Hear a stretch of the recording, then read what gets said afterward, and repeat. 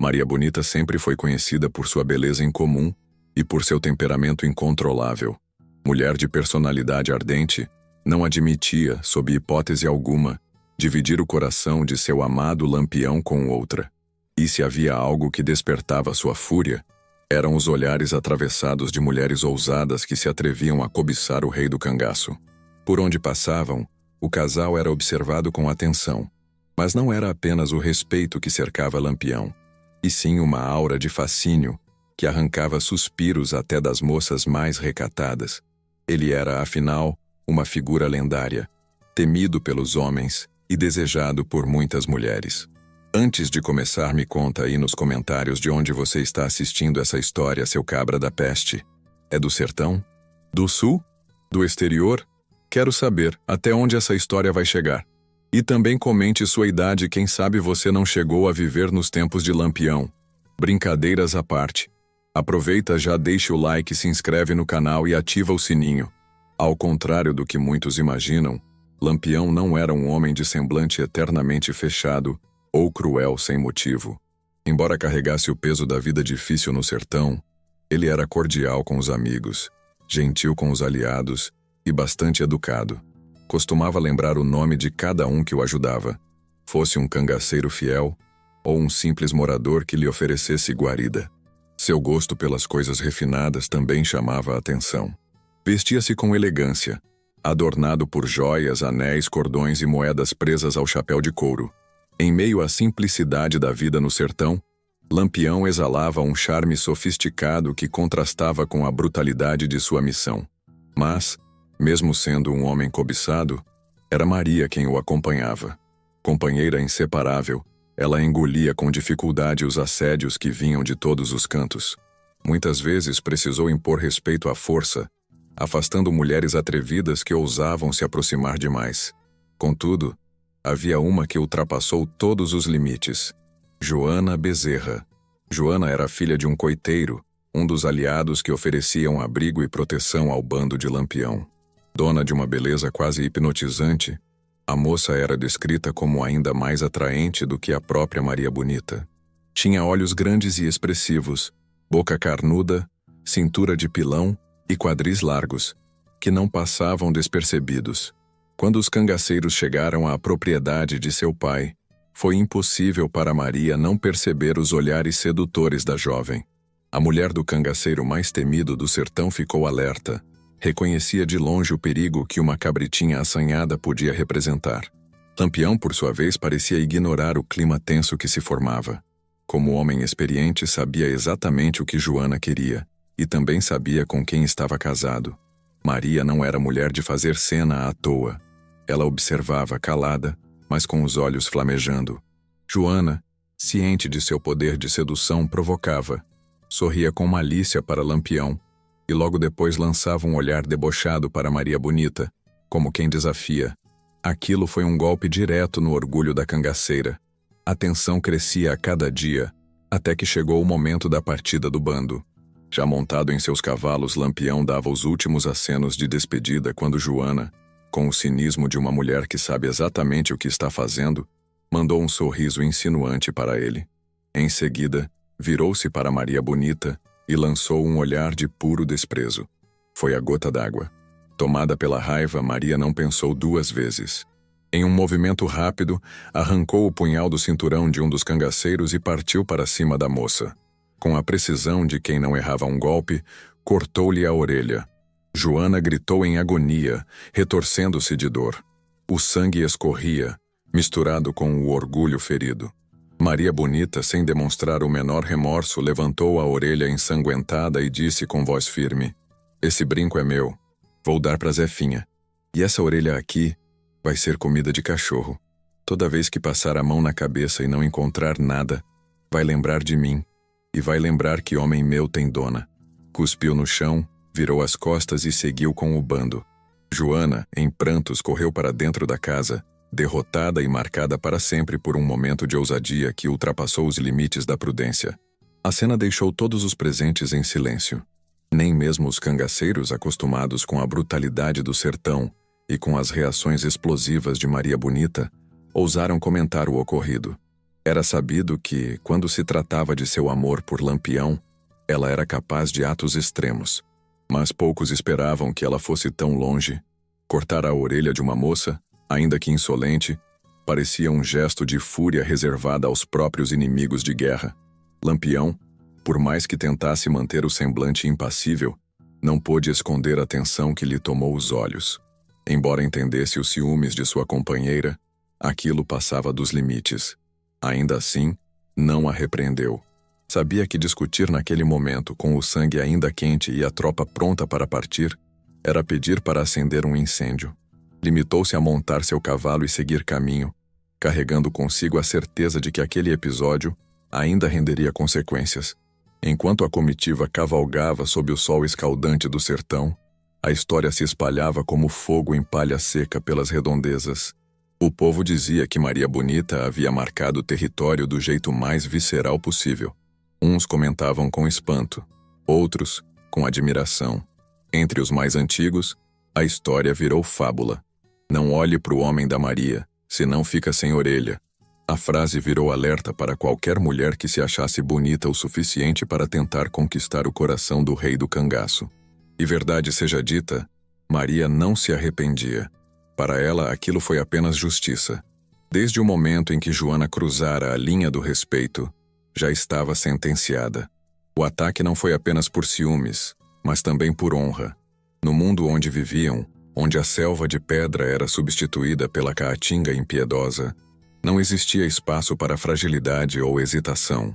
Ou se impunha respeito, ou se desaparecia na poeira do tempo.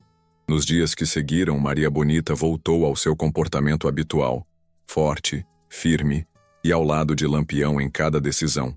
Mas havia uma mudança em sua postura. Tornou-se mais silenciosa. Seu olhar, ainda mais afiado. Alguns dizem que aquele episódio revelou um lado ainda mais sombrio da cangaceira. O de uma mulher que, por amor, era capaz de qualquer coisa, até mesmo de deixar cicatrizes eternas em outras. Joana, por sua vez, nunca mais foi a mesma. Recolheu-se à vida simples, afastada dos olhos curiosos e dos cochichos maldosos que ecoavam pelas noites sertanejas. Usava um lenço para esconder a falta da orelha, mas o que realmente lhe doía era o orgulho despedaçado. A lembrança da humilhação, do sangue quente escorrendo por seu rosto e do olhar de desdém de Maria Bonita, a assombraria por toda a vida. Anos depois, alguns diziam que Joana se casou com um homem bom, mas nunca mais foi vista sorrindo com a mesma liberdade de antes. A dor que Maria lhe causou não foi apenas física, foi também uma lição cruel sobre os limites da vaidade e o preço da ousadia. Maria Bonita, por sua parte, seguiu com Lampião em sua jornada sangrenta e lendária. Entre batalhas, fugas e festas esporádicas, manteve sua posição de rainha do cangaço, temida por muitos, amada por poucos e admirada por todos que compreendiam a dureza de ser mulher num mundo feito por homens. E de tempos em tempos, quando alguém ousava lembrar do episódio da orelha, o silêncio se impunha. Ninguém queria arriscar virar personagem de uma nova história cruel, protagonizada por Maria Bonita. O corte da orelha de Joana Bezerra não foi apenas um desabafo de ciúmes. Foi um gesto simbólico que, sem que Maria Bonita percebesse de imediato, alteraria o rumo de muitas relações em torno do bando de Lampião. A partir daquele dia, a imagem de Maria deixou de ser apenas a da companheira fiel e corajosa para ganhar contornos mais sombrios. Entre os aliados, os chamados coiteiros, cresceu uma tensão silenciosa. Se até a filha de um aliado de confiança podia ser violentada por um acesso de raiva, quem estaria realmente seguro? Os coiteiros eram fundamentais para a sobrevivência do grupo. Eram eles que forneciam comida, abrigo e informações preciosas sobre os movimentos das volantes. Mas após o ataque a Joana, muitos passaram a ver Maria Bonita com outros olhos. Alguns temiam que seus lares se tornassem palco de novos surtos de fúria. Outros, mais discretamente, passaram a negar ajuda. As portas que antes se abriam com facilidade começaram a ranger com desconfiança. Lampião, com sua mente estratégica e senso aguçado de liderança, logo percebeu o impacto daquele ato. Em conversas reservadas, ouviu de seus homens relatos de que alguns coiteiros estavam mais arredios e outros sequer tinham aparecido com mantimentos nas datas combinadas. Não era apenas um contratempo. Era uma rachadura. Uma que, se não fosse contida, colocaria o bando em risco real de emboscadas e fome. Ele então chamou Maria para uma conversa fora do alcance dos outros. Pela primeira vez em muito tempo, sua voz soou mais fria que o habitual. Tu sabe que eu te amo, Maria. Mas esse povo é nosso escudo. Sem eles, nós viramos bicho no mato. Maria Bonita não respondeu de imediato. Estava sentada sob uma árvore com o punhal que usara contra Joana nas mãos. Limpava a lâmina devagar, sem olhar nos olhos de Lampião. Quando finalmente ergueu o rosto, havia um traço de amargura misturado à firmeza. E eu? Eu sou o quê? Um pano que qualquer cabrita usa para se enxugar depois de se esfregar em ti? Tu é a mulher que escolhi, mas mulher de chefe tem que ser cabeça. E cabeça pensa antes de cortar. Aquelas palavras ecoaram dentro dela por dias. Pela primeira vez, Maria começou a enxergar as consequências de seus impulsos, não apenas como explosões de emoção, mas como movimentos no tabuleiro da guerra que viviam. O cangaço era feito de alianças frágeis, de favores comprados com medo, respeito ou promessas. Um erro, por menor que parecesse, podia significar a ruína de todos. Ainda assim, Maria não pediu desculpas a ninguém. Seu orgulho era maior que sua própria dor. Mas, em silêncio, começou a mudar sua postura. Tornou-se mais observadora, menos impulsiva, e quando precisava agir, usava as palavras antes do punhal. Mas o dano já estava feito. Alguns meses depois, um coiteiro da região onde vivia a família de Joana traiu o bando. Informou à polícia os caminhos exatos que Lampião costumava tomar, as rotas de fuga e os esconderijos temporários. A emboscada só não deu certo porque um dos soldados da Volante, tomado pela ganância, tentou negociar a captura em troca de ouro. O plano vazou. Ainda assim, foi um aviso claro. O círculo de proteção estava se fechando.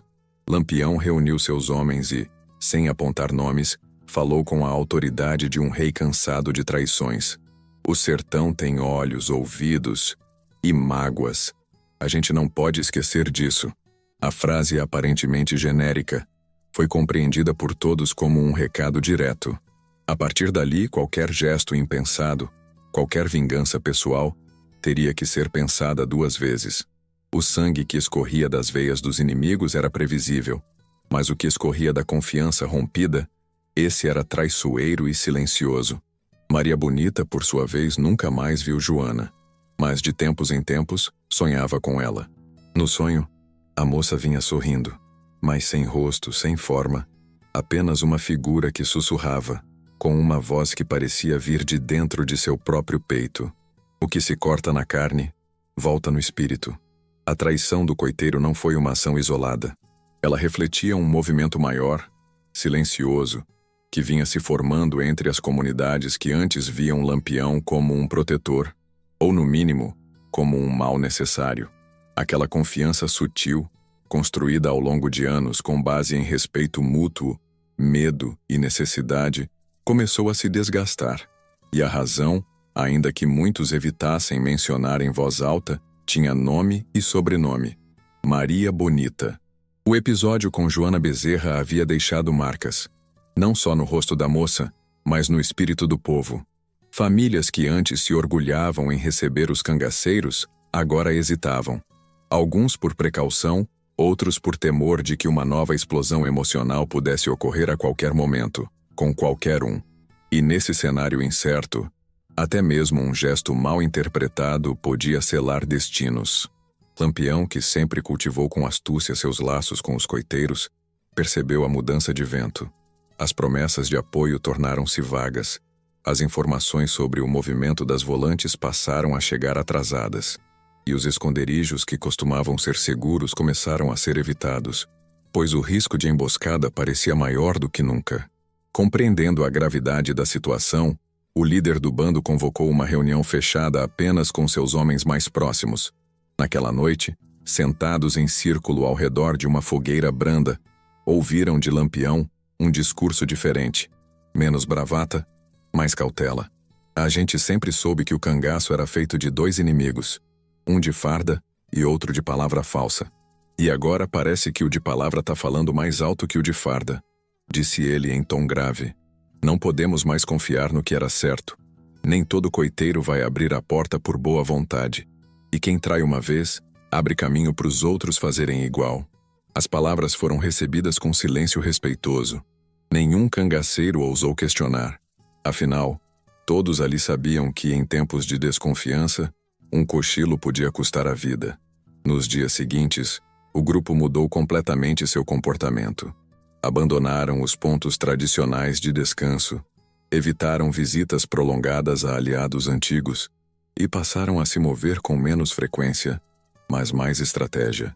Sempre que paravam, escolhiam locais de difícil acesso, geralmente em grotas escondidas ou no alto de serrotes, lugares onde apenas o grupo confiava plenamente uns nos outros. Maria Bonita também mudou. Embora mantivesse sua postura firme, passou a adotar uma atitude mais contida com os moradores. Não que tivesse se arrependido, mas entendeu com a maturidade de quem vive entre balas e poeira que no cangaço o gesto de um vira a sentença de muitos. Começou a ajudar mais nas negociações com os coiteiros, demonstrando respeito e educação. Sua presença, antes motivo de tensão, passou a ser medida por suas ações discretas, não por seus arroubos. Apesar disso, a memória da traição não desapareceu. Lampião mandou recado ao coiteiro que o entregou, alertando que a misericórdia havia sido dada apenas por um detalhe: o aviso vazado que salvara o bando. Mas também deixou claro que se outro levante ocorresse, não haveria nova chance. Meses depois, soube-se que o homem havia desaparecido com sua família no meio da madrugada. Uns diziam que fugiu para o sul temendo represálias. Outros que foi morto por soldados desconfiados de sua duplicidade. A verdade, como tudo no sertão, se perdeu na bruma das histórias mal contadas. Mas uma lição ficou gravada entre os cangaceiros. O perigo não vinha só das balas, mas também dos silêncios e das promessas quebradas. A partir dali, o bando se tornou ainda mais fechado. A confiança foi reduzida a um círculo cada vez menor, e entre eles, a frase que se repetia era sempre a mesma: no sertão, quem não vigia o amigo, morre pelo inimigo. Com o tempo, o novo comportamento adotado por Lampião e seu bando começou a surtir efeito. A cautela trouxe segurança momentânea, mas também isolou ainda mais o grupo. Onde antes eram acolhidos com comida quente, camas improvisadas e promessas de silêncio, agora encontravam portas fechadas, olhares evitados e um medo que crescia a cada chegada. O sertão, que já era duro por natureza, se tornava mais frio, não pela temperatura, mas pela ausência de confiança. Maria Bonita, que antes andava ao lado do companheiro com altivez e brilho no olhar, passou a carregar no rosto um cansaço silencioso. Não era culpa, mas sim a consciência de que suas ações haviam desencadeado uma reação em cadeia. Ela, que sempre fora fogo e aço, sentia o peso do tempo e das escolhas. E tornara-se uma peça fundamental na história do cangaço, admirada por uns, temida por outros, mas cada vez mais cercada por incertezas. Lampião, por sua vez, ainda era o mesmo estrategista, racional, direto, implacável quando necessário, mas até ele compreendia que o jogo estava mudando. O governo endurecia as ações contra o cangaço, os soldados ganhavam novas armas, e os informantes eram pagos a peso de ouro. A vida que escolheram, sustentada por alianças frágeis e território conhecido, começava a ruir pelas bordas. Ei, cabra macho, antes de acabar a história. Você, seu cabra da peste, não esquece de comentar aí embaixo. De onde você assistiu essa história? É lá do sertão? Do sul? Ou veio lá do exterior? Quero saber até onde essa história de Lampião vai chegar. E diz aí também tua idade. Vai que tu viveu esses tempos e não contou pra ninguém, hein? Agora sim, se curtiu, deixa o like, se inscreve no canal e ativa o sininho para não perder nenhuma história braba como essa. O ápice dessa decadência aconteceu quando o bando recebeu notícias de que alguns coiteiros estavam sendo presos e obrigados a revelar rotas de fuga. Um deles, próximo a Maria Bonita, foi capturado e torturado. Quando soltaram o homem, ele estava mudo, não de silêncio, mas de trauma. Aquilo foi mais um golpe no moral do grupo.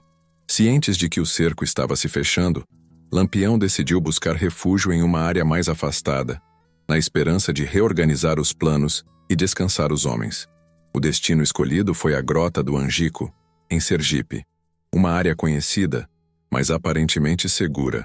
Lá, poderiam passar alguns dias longe dos olhos da volante. Mas não foi o que aconteceu. Na madrugada de 28 de julho de 1938, o bando foi surpreendido. Cercados por soldados que haviam recebido informações precisas sobre sua localização, os cangaceiros não tiveram chance de reagir. Foi uma emboscada fatal. Os tiros romperam o silêncio do sertão com violência. Quando o sol nasceu, o chão da grota estava tingido de sangue. Lampião, Maria Bonita e parte significativa do grupo estavam mortos. Maria foi a primeira mulher a integrar o cangaço e também foi a primeira a tombar em combate. Ao lado do homem que amava, ela caiu sem fugir, sem se esconder, com a mesma intensidade com que havia vivido.